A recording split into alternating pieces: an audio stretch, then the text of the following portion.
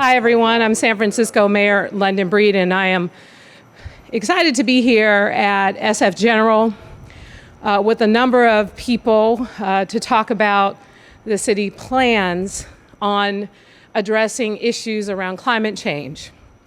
And I'm grateful to our city attorney, Dennis Herrera, for being with us here today, as well as State Senator Scott Wiener and former Supervisor Sophie Maxwell, and I know President Walton will be joining us soon. But today is a significant day. It is a major step for our city towards being more independent and providing 100% renewable energy for San Francisco. In fact, currently through Clean Power SF and Hetch Hetchy Power here in our city, we already provide 70% of the power to places like General, to City Hall, to our schools, to Treasure Island and other locations throughout San Francisco.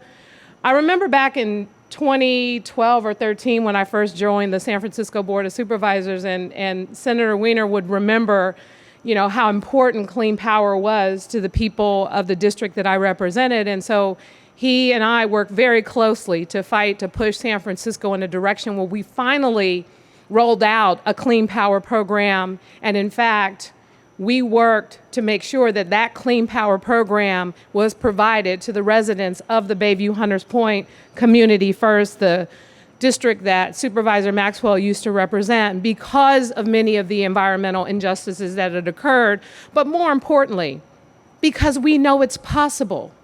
And why do we need to continue to wait?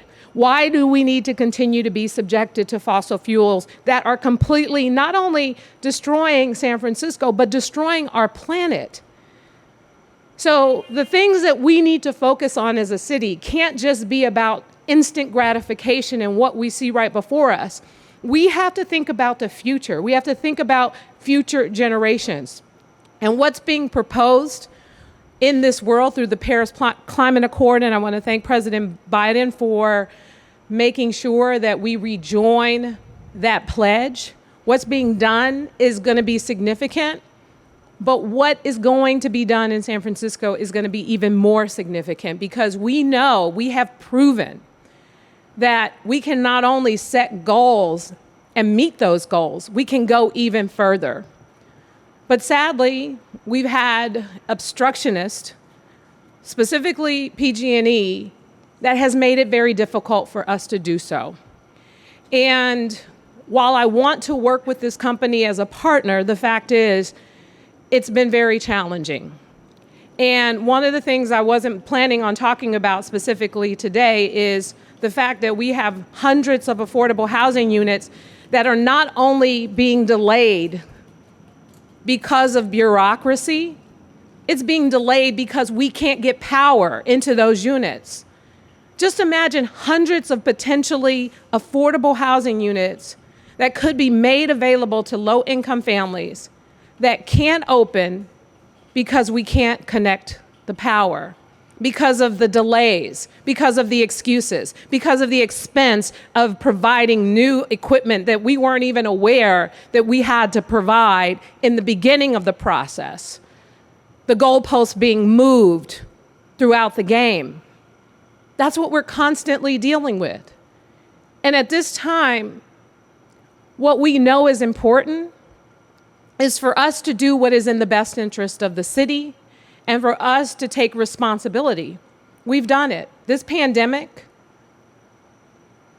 San Francisco General, our frontline workers here at General, the work they had to do, that work didn't stop. And the lights didn't go out. The power didn't get cut off in the middle of the day.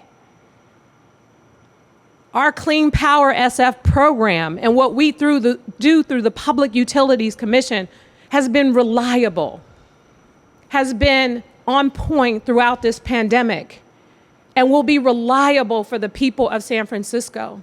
We know that over 70% of San Franciscans want to make sure that our clean power program is publicly run. Reliable, clean, affordable. Those are the important things that we need to start thinking about doing and move forward aggressively to make it happen. So what are we doing? What are we doing here today? We're taking a significant step to invest in the city's future.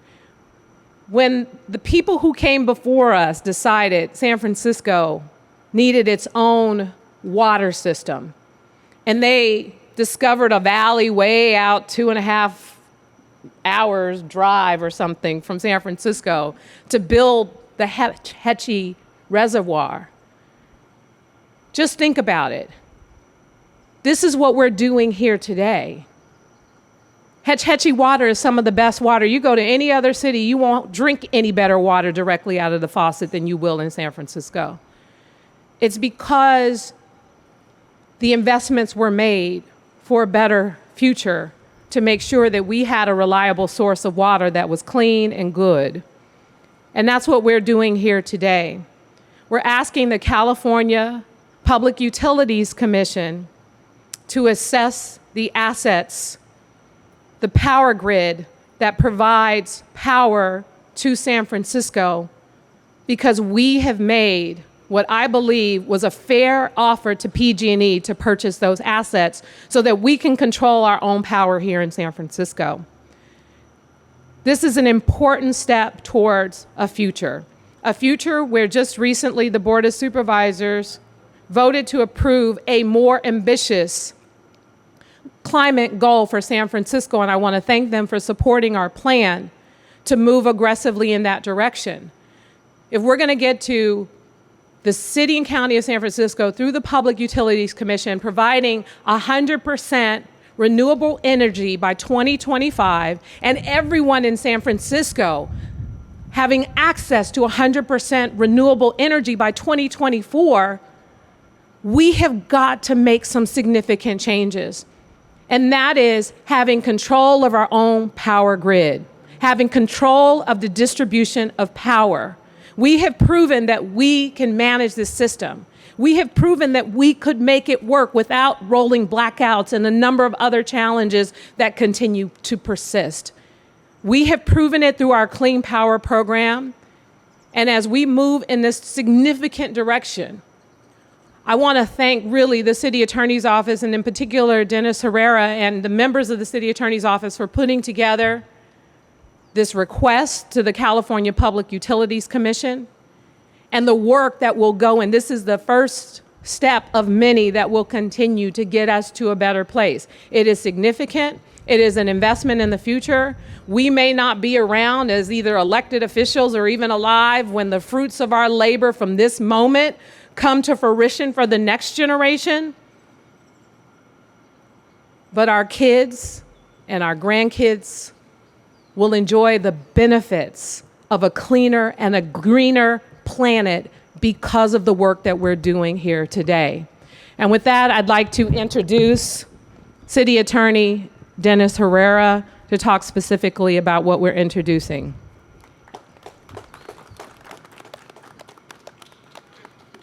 Thank you, Madam Mayor. You're getting comfortable there. I like that. Well, first, Madam Mayor, thank you for setting the stage, and not just for what we're doing today, but really providing a blueprint for what it means for all of us to be invested in fighting the battles of climate change. And thank you so much for your leadership, along with Scott Wiener, Senator Scott Wiener. I had the pleasure of working with him in my office for a good 8 or 9 years. I always said he was the hardest working deputy in the city attorney's office, and he's now the hardest working senator in the California State Senate. And thanks for your leadership on everything. And to my dear friend, former supervisor and current PUC president, Sophie Maxwell, who she and I have fought the battles on energy and environmental justice, going back to shutting down the Pachero power plant. And it's not a surprise that she finds herself here. We find ourselves here standing alongside each other to continue this battle and make sure that we have clean, affordable public power for the residents of the city and county of San Francisco. So thank you, Supervisor. As the mayor alluded to, San Francisco has been a reliable public power provider for over a century. We have been generating electricity since 1918, when we funded the construction of water and power facilities, construction throughout in the Hetch Hetchy system in Yosemite. PG&E, on the other hand, is the poster child for a utility that puts profits ahead of people. From devastation in San Bruno to destruction in Paradise, we have seen what happens when you don't put people first and focus on safety. And that's why San Francisco needs to take control of its power future and why we are taking the action that we are doing today. As the mayor has said, we have proposed a very fair offer to PG&E for $2.5 billion to purchase their San Francisco utility assets. They have rejected outright that proposal and said that that does not represent a fair market value for their San Francisco assets. So today, our office filed with the California Public Utilities Commission a request, a valuation petition to assess the fair market value of their San Francisco assets so we can move forward with the goal of getting reliable public power here in San Francisco. Shouldn't be a surprise. Under the law, the California Public Utilities Commission has the authority and has had it for over 100 years to make a valuation of a utility asset that a public entity wants to purchase. It's probably occurred over 40 times in the last 100 years. So this is not new. It is established. And let's set out the value. They say that we haven't made a fair offer. We are more than willing to go before the Public Utilities Commission and make a clear case as to why we want to acquire these assets and what we believe the value is. It is time to move forward, and this filing today is the next step in demonstrating San Francisco's commitment to purchasing these assets. I think that the mayor alluded to that the failure of PG&E to come to the table has been compounded by its obstruction, whether it be affordable public housing or even a children's museum.